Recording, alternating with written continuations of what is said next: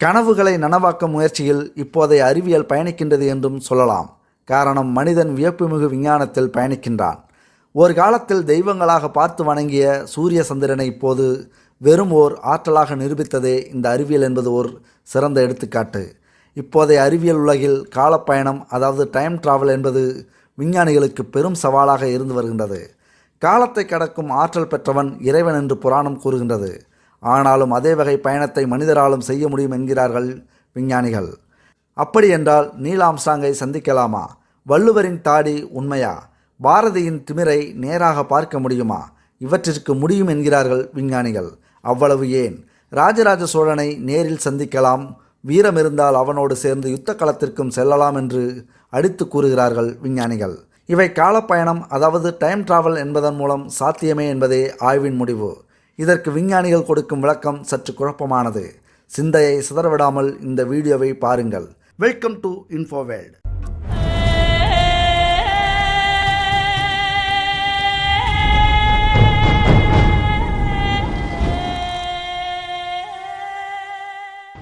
நேரத்தை தொட அல்லது பார்க்க முடியாது என்றாலும் கூட அதன் விளைவினை உணர முடியும் வயது என்பதே இதற்கு சிறந்த உதாரணம். மனிதர்களுக்கு நரை வளர்கின்றது. நம் சூழலில் உள்ள மரம் ஒன்று வளர்ந்து கொண்டே செல்கிறது அல்லவா? இவற்றின் மூலம் காலம் எம்முடன் நகர்கின்றது அல்லது காலத்தோடு நாம் நகர்கின்றோம் என்பது தெளிவாகின்றது. இப்போது கூட படிப்படியாக நீங்கள் இந்த வீடியோவை பார்த்து கொண்டிருக்கும் போது காலத்தோடு பயணித்து கொண்டுதான் வருகிறீர்கள். ஆனாலும் காலத்தை நிறுத்திவிட முடியாது. நொடிக்கு நொடி இறந்த காலத்திற்கு பயணம் செய்து கொண்டுதான் இருக்கிறோம். நாம் முப்பரிமாணத்தில் வாழ்ந்து வருகிறோம். உயரம், நீளம், அகலம் என்பதே அது. நான்காவது பரிமாணமும் உண்டு, அதுவே நேரம். இதனுடைய நாம் பயணிக்கின்றோம். இங்கு கண்ணுக்கு தெரியாத மிக மிக குறுகிய அளவே நேரம். இவற்றையும் தாண்டி பல பரிமாணங்கள் உலகில் உண்டு. அதாவது இரு நேரங்களுக்கு இடையில் உள்ள இடைவெளியை தொடர்புபடுத்துவது நேரம் அல்லது காலம். இவ்வாறான இடைவெளியை கண்டுபிடித்து அதன் கூடாக, அதாவது காலத்தின் கூடாக பயணம் செய்யும் இயந்திரம் அதிக சக்தியை உறிஞ்சும் இயந்திரமாக காணப்படும். இவ்வாறான பயணம் சாத்தியமென்று ஆல்பர்ட் ஐன்ஸ்டீன் எனும் விஞ்ஞானியின் ரிலேட்டிவிட்டி தியரி வெளிப்படுத்துகின்றது.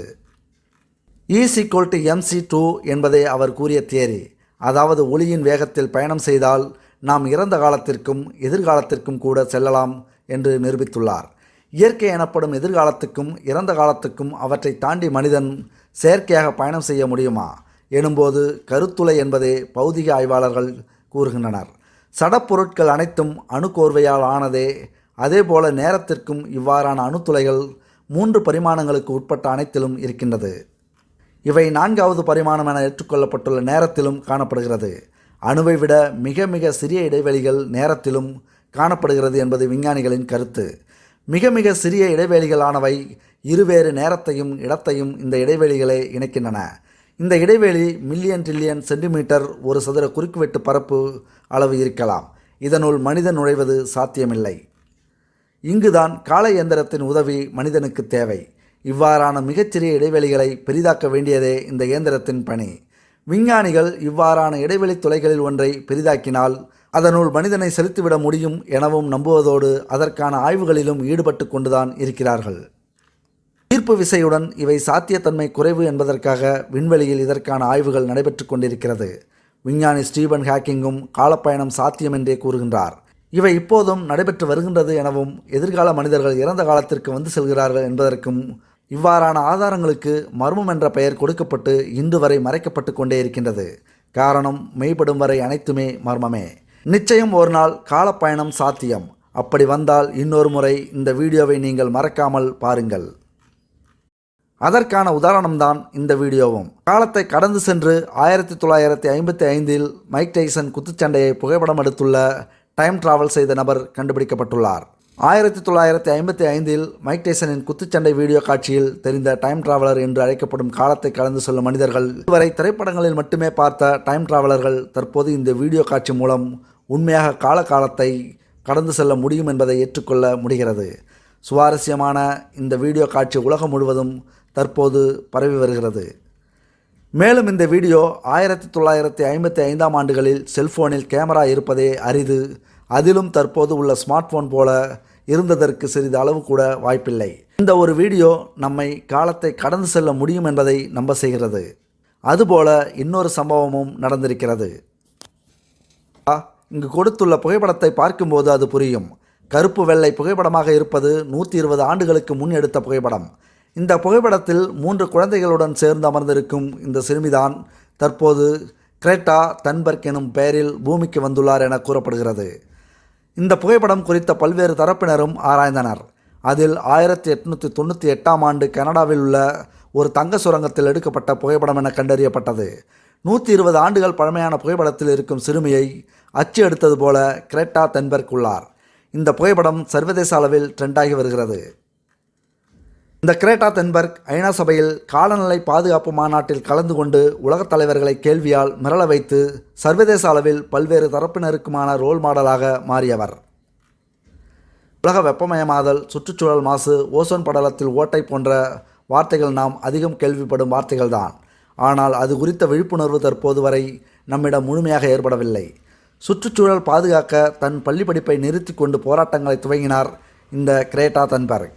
தற்போது உலக நாடுகளில் ஒவ்வொரு வெள்ளிக்கிழமையும் மாணவர்கள் ஒன்று திரண்டு வகுப்புகளை புறக்கணித்து சுற்றுச்சூழல் குறித்த போராட்டங்களை நடத்துவதற்கு காரணம் கிரேட்டா தன்பர்க் என்ற 16 வயது சிறுமிதான். ஹவுடி மோடி நிகழ்ச்சியில் ட்ரம்ப் மோடியுடன் ஒரு சிறுவன் செல்ஃபி எடுத்துக்கொண்ட வீடியோ சமூக வலைதளங்களில் வைரலானது. அதேபோல் ட்ரம்ப் தன்னை கடந்து செல்லும் போது கிரேட்டா அவரை முறைத்து கொண்டு பார்த்த வீடியோ சமூக வலைதளங்களில் பெரிய அளவில் வைரலானது. அந்த வெள்ளைப்படத்தில் உள்ள உருவத்திற்கும் இந்த கிரேட்டா தன்பர்க்குக்கும் உள்ள ஒற்றுமை மிக சரியாக இருக்கிறது. அதுதான் தற்போது மர்மத்தின் உச்சிக்கே நம்மை கொண்டு செல்கிறது. ஒரு டைம் டிராவலுக்கான எடுத்துக்காட்டு தான். டைம் டிராவல் என்பது 2 வகைப்படும். அதில் ஒன்று சாத்தியம் என்கிறார்கள் இயற்பியலாளர்கள். கோட்பாட்டின்படி கூற வேண்டுமென்றால் காலப்பயணம் என்பது குறிப்பிட்ட நேரத்தின் குறிப்பிட்ட புள்ளிகளுக்கு இடையேயான இயக்கத்தின் ஒரு கருத்தாகும். எளிமையாக கூற வேண்டுமென்றால் இன்று இருந்து நேற்றைய தினத்திற்கு அல்லது நாளைய தினத்திற்கு பயணிக்கும் கருத்தாக்கத்தை டைம் டிராவல் என்கிறார்கள். காலத்தை கடக்க உதவும் இயந்திரம் என்று நம்பப்படும் அல்லது கூறப்படும் டைம் மெஷின் மூலமாக அறியப்படும் கருதுகோளான இது தத்துவம் மற்றும் புனைக்கதைகளில் மட்டுமே பரவலாக அறியப்பட்ட ஒரு கருத்தாக உள்ளது. அதற்கு பிள்ளையார் சுழி போட்டது 1895ஆம் ஆண்டு வெளியான H.G. வெல்ஸின் நாவலான தி டைம் மெஷின் தான் என்பதில் எந்த சந்தேகமும் இல்லை. சந்தேகம் எதில் என்றால் கூறப்படும் டைம் டிராவல் அல்லது டைம் மெஷின் ஆனது உண்மையா, சாத்தியமா என்பதில்தான் சந்தேகம் இருக்கிறது. அந்த சந்தேகத்தை வீடியோ ஒன்றின் மூலம் தீர்க்கிறார் கொலம்பியா பல்கலைக்கழகத்தில் இயற்பியல் மற்றும் கணித பேராசிரியர் மற்றும் வேர்ல்டு சயின்ஸ் விழாவின் இணை நிறுவனரான பிரையன் கிரீன். அவர் வெளியிட்ட வீடியோவின் டிரான்ஸ்கிரிப்ட் பின் வருகிறது. நான் கொலம்பியா பல்கலைக்கழகத்தில் இயற்பியல் மற்றும் கணித பேராசிரியராகவும் உலக விஞ்ஞான விழாவின் இணை நிறுவனருமான பிரையன் கிரீன். டைம் டிராவல் 2 முறை உள்ளன என்று நான் கூறினால் அதை நம்புவதற்கு சற்று கடினமாக இருக்கும் என்பதை நான் அறிவேன். இந்த 2 முறையும் ஒன்றிற்கு ஒன்று மிகவும் வேறுபட்ட வழிகளாக இருக்கின்றன. சரி, எதிர்காலத்தில் டைம் டிராவல் என்பது நிஜமாகுமா, சாத்தியமாகுமா என்று கேட்டால் ஆம், நிச்சயம் சாத்தியமாகும். 100 ஆண்டுகளுக்கு முன்பு ஐன்ஸ்டீன் நமக்கு வழிகாட்டியதால் அதை எப்படி செய்வது என்று நமக்கு தெரியும். இந்த டைம் டிராவல் என்னும் கருத்தாக்கம் அவர்களுக்குள் எப்படி ஊறியது என்பது பற்றி யோசிக்க பொறிப்புதான் ஏற்படுகிறது. அவர்களின் கருத்துப்படி நீங்கள் விண்வெளிக்கு சென்று அங்கு வெளிச்சத்தின் வேகத்திற்கு ஈடான வேகத்தில் பயணித்தீர்கள் என்றால் நீங்கள் காலத்தை கடந்து பயணிக்கலாம்.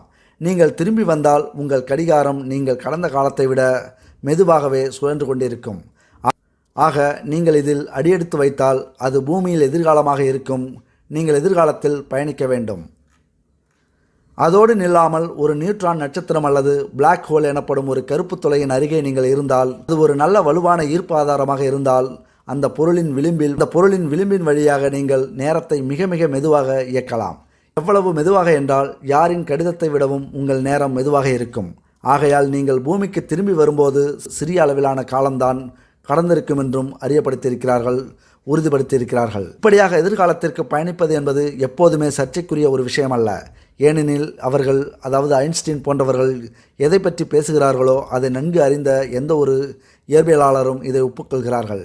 ஆனால் வேறு ஒரு வகையான காலப்பயணம் உள்ளது. அது கடந்த காலத்திற்கு பயணிப்பது. இங்குதான் பல வாதங்கள் நடக்க ஆரம்பிக்கின்றன. ஏனென்றால் எதிர்காலத்திற்கு செல்வதை போன்று கடந்த காலத்திற்கு செல்வது என்பது சாத்தியம் என்று பெரும்பாலான ஆய்வாளர்கள் நம்பவில்லை. குறிப்பாக கடந்த காலத்திற்கு பயணிக்க உதவும் கோட்பாடாக கருதப்படும் வார்ம்ஹோல் தான் ஒரு விசித்திரமான கருத்தாகவே பார்க்கின்றனர். சாத்தியமான கருத்தாக பார்க்கவில்லை. இந்த இடத்தில் நாம் பேசும் வார்ம்ஹோலை கண்டுபிடித்ததும் ஆல்பர்ட் ஐன்ஸ்டீன் தான். இந்த களத்தில் உள்ள எல்லாவற்றின் மீதும் அவரது பெயரை எழுதி வைத்துள்ளார் போல. வார்ம்ஹோல் என்பது இது ஒரு பாலம். நீங்கள் விரும்பினால் ஒரு இடத்திலிருந்து மற்றொரு இடத்திற்கு பயணிக்கலாம். அது இங்கே இருந்து வெளியே செல்ல உதவும் ஒரு குறுக்கு வழி அல்லது சுரங்கப்பாதையை போன்றதுதான். அதை அவர் 1935ஆம் ஆண்டில் கண்டுபிடித்தார். இதனால் உருவாகும் ஒரு பரவெளி வாயிலின் திறப்பு ஆனது 2 வழிகளை கொண்டிருக்கும் மற்றும் அவைகள் ஒரே விகிதத்தில்தான் காலப்பயணத்தை கொண்டிருக்காது. அதாவது அதன் ஒரு வழியாக சென்றால் கடந்த காலத்திற்கு செல்லலாம், மற்றொரு வழியில் சென்றால் வேறு வழி இல்லாமல் எதிர்காலத்தை நோக்கி பயணப்படுவீர்கள். இப்போது மீண்டும் இந்த வார்ம்ஹோல் ஆனது உண்மையாக வேலை செய்யுமா என்பது நமக்கு தெரியாது. இங்கே எல்லா விதமான நிச்சயமற்ற தன்மைகளும் உள்ளன. கடந்த காலமோ அல்லது எதிர்காலமோ எதுவாக இருந்தாலும் ஒரு பரவெளி வாயிலாக அல்லது ஒளியின் வேகத்திலோ ஒரு சுழல் காற்று பயணத்தை மேற்கொள்ள நாம் யாரும் விரும்ப மாட்டோம் என்பது ஒரு பக்கம் இருக்க, அவைகள் இன்னும் சாத்தியம்தான், முழுமையாக நிராகரிக்கப்படவில்லை என்பதும் குறிப்பிடத்தக்கது.